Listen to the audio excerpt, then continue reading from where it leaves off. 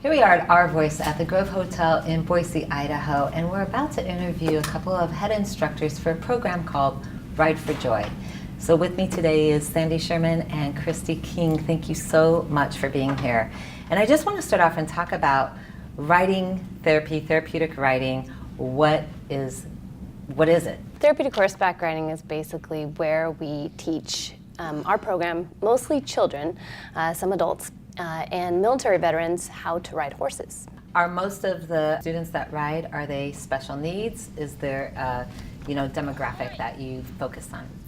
Yes, so each rider has some sort of diagnosis. It ranges from autism, Down syndrome, anxiety, depression, physical disabilities, mental, emotional. As long as there's a diagnosis, we can use the horse as a tool, and we kind of get down to the myths of their goals and use the riding skills to boost confidence, teach them responsibility, multitask. So we use the horse as a tool to help their diagnosis. You know, we didn't know what to expect. We had never done anything like this before, but first off, we started to see a little bit more confidence and a little bit more physical balance. She has pretty high functioning autism. As the time went on after the spring session, this last spring, we even noticed she started to venture out into other areas of her life and applied some of the stuff she was learning at Ride for Joy towards like bike riding. Animals, definitely are therapeutic, like you think of dog therapy and that type of thing, pet therapy. Horses as therapy, I mean, they're just so big. And my son was involved in the program, so I've seen this magical moment of these kids, these little fragile, medically fragile children on these beasts. And it's surreal because they're so gentle. So tell me a little bit about the horses themselves. I started riding when I was 4, and sometimes confidence was low. You come home from school, you have a bad day. And like you said, there's nothing like that feeling of seeing a child on a 1,200-pound animal. Right. And one thing that I learned as a child is the confidence that comes from that, and having that gentle giant, sometimes gentle, giant, be able to trust you, that's a big deal. Mm-hmm. So growing up, having that ability to ride that animal and trust it, and learning that trust to come back to me is amazing. So when we can bring as instructors that to the table and use that as a therapy and watch our students build that trust and confidence, a parent can see a 1,200-pound animal be this big teddy bear that this child every single week looks forward to. Also on the fact of horses, of why we use the horse. Right. It's proven that cats and dogs and pets at home can boost your lower your stress levels and reduce your blood pressure and just make you happier in general. But you've got this magical animal of the horse that can build not just the confidence, but your strength, your core balance, your everything that goes around with riding. This summer, even though Ride for Joy was over, she had an experience back home where she decided she was going to try to ride a bike, and she had never done that before. So some of the lessons that she's learned horseback riding, she applied to bike riding, and then the confidence to try something like that new was pretty exciting for me to see that happen, and to see that Ride for Joy had a definite benefit. She was able to apply some of the lessons she's learned towards some of her other challenges. So. They also, I've seen where they do some occupational therapy skills. So you're moving around a little bit on the horse. So tell me a little bit about what happens once the student's on the horse. They have 3 volunteers per horse and rider, and 1 volunteers on each side. We call them sidewalkers to help make sure that the lesson's safe, there's no balance issues. We have a horse leader leading the horse, so that way the student can focus on building core strength, eyes forward, looking where we're going, not losing track of the horse. So we can go anywhere from 3 volunteers with all those skills helping the student, or they're completely independent, learning how to walk, trot, lope, steer, multitask. Wow. So with the movement of the horse, sometimes we get students that love to ride backwards, and we call it round the world.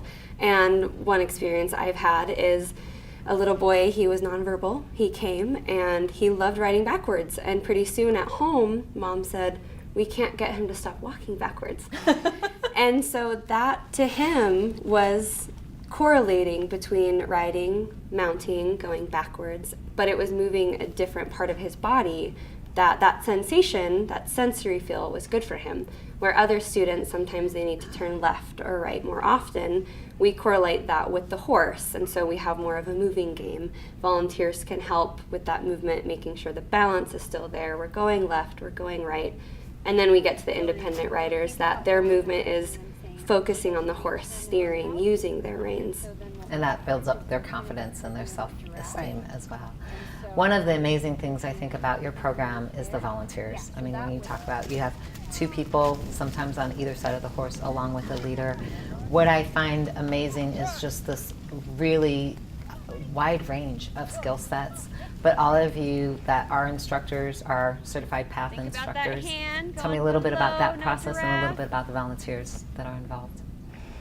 Well, to be an instructor, there's many hours that you have to, you go under mentorship with another instructor.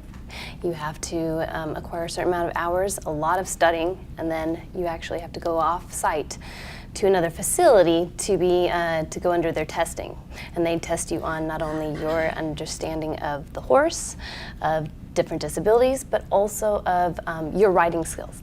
You have to go out and ride as well. So make sure you're practicing what you preach. Right. So you're doing a little bit of everything. How long does the program usually take? It can take someone to pass the test from start to finish about a year. About a year. Okay, so, and the volunteers, tell me a little bit about the volunteers. Volunteers are amazing. We would not be able to do Ride for Joy without them. They have blood, sweat, and tears out there with their dedication, and they love it. And that's the most important part, is they love being there. And so some volunteers can come all day long. Some volunteers say, I have an hour and I can help in this lesson. Yeah, right. Right now we are located in Emmett, Idaho, and we have volunteers sometimes that come from McCall, Boise, New Plymouth, everywhere. And the awesome thing is they don't need horse experience. We teach them that through our training. It's a nonprofit, and recently you guys, were recognized. So tell me a little bit about this. Yes, so the Idaho Nonprofit Center, they put on an excellence dinner, and it's a giant conference throughout the weekend that people can come be guest speakers and guide nonprofits through their process. To kick off that weekend, they had what's called the excellence dinner, and they announced awards for different regions of Idaho. And out of 180, there were 18 chosen for their regions, and in the small southwest part of Idaho, Ride for Joy was one of the finalists. Wow. So it was very, very exciting to be able to share with everyone kind of what we do and what we are, and that we're available, that we're here, because therapeutic riding, it's different and it's not traditional. And to be able to say, we're here and here we are at this Excellence Award dinner, it was an honor to be able to represent Ride for Joy there. What can parents do to find out more about the program? If they want to volunteer, if they want to donate, where can they go? Ride for Joy has our own website. It's rideforjoy.org.